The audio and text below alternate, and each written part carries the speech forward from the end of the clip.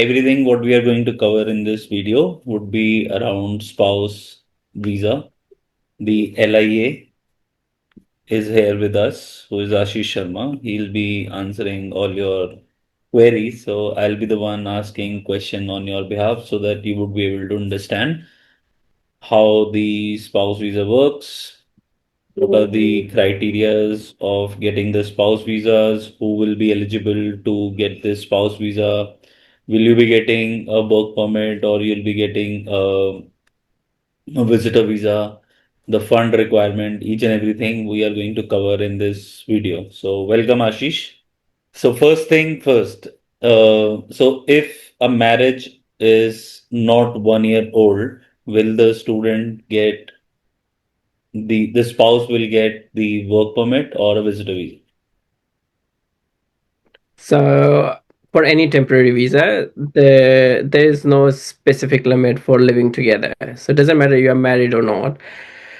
What matters is if you are in a genuine and stable relationship, and there's a period of time that you have actually lived together in a genuine and stable relationship at the same address. So that's more important. Um, it all depends on the application for how long we can actually prove for a genuine and stable partnership and a living together proves. If it is a very new relationship, then they'll probably be able to only get a visitor's visa. But if you can prove at least 6 to 8 months um, living together proves, then they'll be eligible to apply for work visa based on partnership. So if somebody have just started like living together like 6 months ago, then also they will be able to apply for a work permit. Yes, they could be eligible. It all depends on a particular application and a particular case of how strong that evidence is. Okay, so what all evidence will be required For in living together, in order to prove that they were living together? so for living together, it has to be address proof. So both the partners, if we can prove with any government documentation, invoices, letters, utility bills, anything that can prove that they're both living together and sharing the same accommodation, um, that's fine. That we can use those documents to prove living together criteria of the partnership application. For a genuine and stable relationship, it's more about how socially you are acceptable as a couple, how stable your relationship is, what your relationship timeline has been, if you have any securities together, if you have children together, if you have traveled together, what all investment you have for future, what all you have already invested, how long you have been together, whether you can prove being together or not, what your families are, how you have attended different social events together as a couple. So how you can prove your social image as a um, in a relationship, the better it will be towards your partnership applications. Okay. And that's not just for work visa or for partnership visas, that will be carried forward all the way through to your residence, because your residence will be built upon the visa that will be applying now. And it's very important all the information that you provide at this point, they're genuine, because it can have a lot more worse consequences later on or even now. So the whole point is that everything has to be genuine and how you are Mhm. socially accepted. That is the biggest proof that you guys are together. And this can be the marriage photographs or the parties and events which you have attended together and stuff like that, right? Yeah, it could be letters from your friends, tell stating that you are in a genuine and stable relationship, letters from families, friends, anything that you have done together, anything that you can think of as a couple that you have done, that you can prove that you are a couple, all count towards a stable and genuine relationship. Perfect. Second question, the follow-up question, how much funds are actually required for the spouse? Because student, they require the tuition fees, the living expenses, and outward travel money. Now, for this spouse, how much is the exact fund they need to have? Because that is a very frequently asked question. How much is the fund requirement? So if you're applying for work visa, that means there's an expectation that you'll be coming here and working. So there's not a rigid funds requirement for it, because it is expected that you are coming here on work visa, then you will be coming here and working. So it's more for a dependent visa. So if you have any children, then there's more funds that you'll have to show for them. Plus you'll also have to show coming here, so you still need to have enough funds in a genuine basis to be able to travel here and travel out and support yourself for a little while. But it's not like student visa that you have to show for 12 months, that you have to show that you have sufficient amount of money to support yourself. So that can be an application basis as well, on how it works, what kind of work experience you have had before and things like that, and what we can put. So that's why having a professional advice on it and having a very strong cover letter to explain the whole story is very, very important in most partnership applications, to be able to put the whole picture together and to prove your funds requirement, your relationship requirements, your health, your character. Everything is a very important part on which your case is going to be assessed on. So yeah, there's no one answer to that, but there's not a very rigid requirement for funds for partnership. If somebody has recent funds of, let's say, 5 lakhs, that would be sufficient without, Recent, if without. there's a 5 lakh deposit on one day, then it's not. It's going to be a big red flag for INZ, that where you are getting that money from. So you Mhm. have to show some sort of stable money. Mhm. But 5 lakh is definitely should be enough. Perfect. And what about the kids? So let's say there's a couple and then they have a kid. So how much funds would be required for the kid? So if they're coming here on, if the kid is more than 5 years old, they'll be eligible to apply for student visa. If they're less than 5 year old, they are not the school going age here in New Zealand yet, and they will have to apply for a visitor's visa, so dependent visitor visa. Any dependent visa will be supported by work visa, not student visa. So student visa cannot support another student visa, more student visas. So it's usually only level 10 will be able to support it. But most student visa will not be able to support another dependent child visa. So it will be the work visa, or the partnership work visa of student. It'll be Like in a simplified manner, the student visa, the person who is going on student visa uh, cannot sponsor the kid for the student visa, but if they have a partner who has a work visa, they can sponsor the kid as a, on not sponsor, support. So support. yeah, a student cannot support a dependent visa. Yeah. A work visa holder can support a dependent student or visitor visa. Yeah. So partner of student work visa will be able to support dependent of work, dependent of student visa of dependent work visa.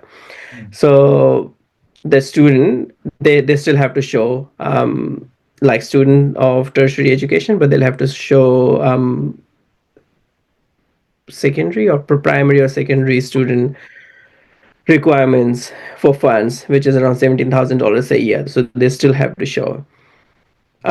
For visitor visa, they have to show visitor visa requirements. That's around $1,000 per month for the amount of for the duration of the visa that they'll be applying for. So if it is 12 months visa, they still show 12,000, and for the student visa, they still have to show 17,000 Perfect, perfect. So, plus in onward tickets. all right. Now I have a special case. Please guide me how it will be done. Let's say there is a female student and she got separated from her husband. Now the child custody is with the mother and she's coming there on a student visa. How how she would be able to bring her kid with her on a student visa? So she will not be able to support the student visa for the child if there's a school going age.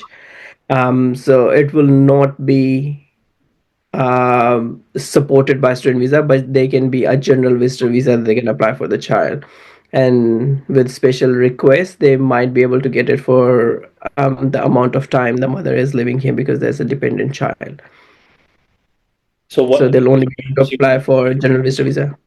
so she will bring her kid on a general visitor visa to New Zealand and then request INZ to get this condition waived that she's a single mother, so please help this kid get a student visa, and we can help her get that, right? For a single parent, for example, if the child wants to come to New Zealand, they can always apply for their general visitor visa, which is independent from the mother or the parent.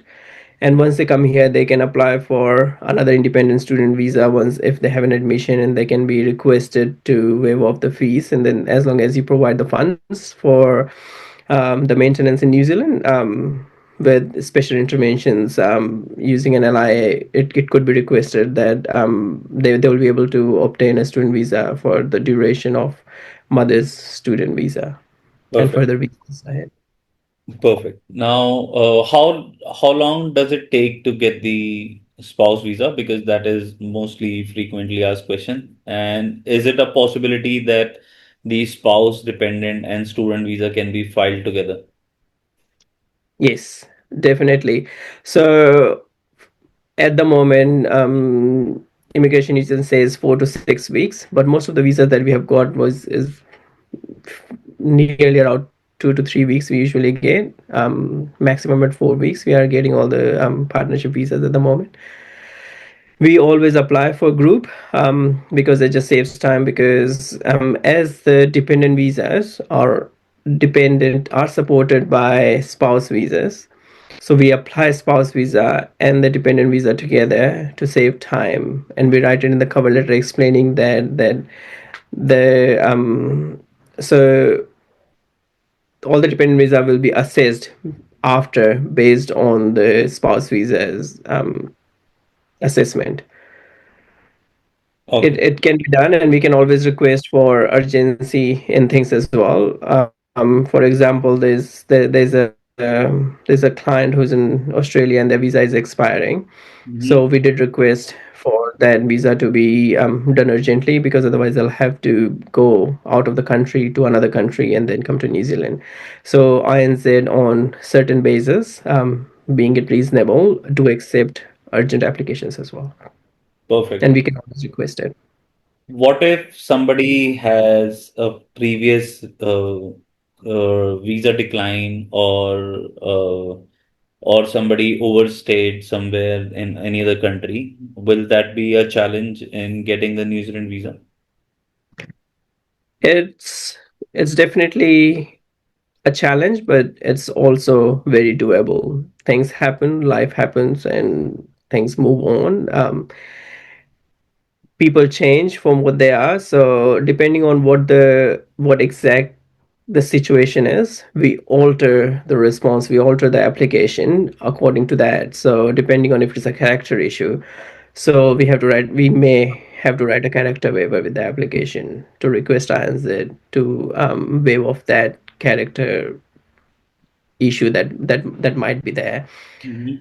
Or if it is a health issue, then we might have to do a health waiver. Or there's all sort of different situations and life experiences people have that we might have to actually include. But the foremost important thing is that we are actually giving them the right information.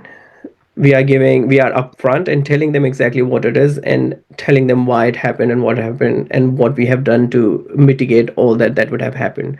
So having a very strong application and a cover letter and explanation to any issue that might be there in an application is the most important thing. And yeah, so each application is assessed on its own merit, so it's definitely doable. So we still do it, but it's very important that we mention any past refusals, any other issues that may be there in that application, and we address it very nicely in a cover letter in an application when we are actually lodging it. So as a whole picture when an immigration officer is assessing an application. They know exactly what's happening. If they have any questions, they ask. Perfect.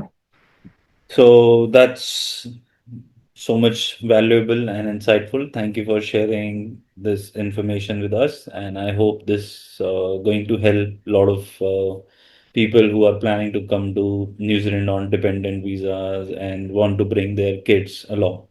So thank you so much. And how to connect with you, Ashish? Absolutely.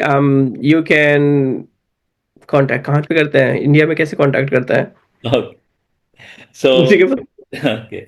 So, if you guys want to connect with us and want to discuss your case with Ashish, so there's a link given in the description. Click that link, get in touch with us, and we'll be more than happy to set up a meeting with Ashish, and he will be able to understand your profile and guide you with utmost dedicated knowledge and experience he has got.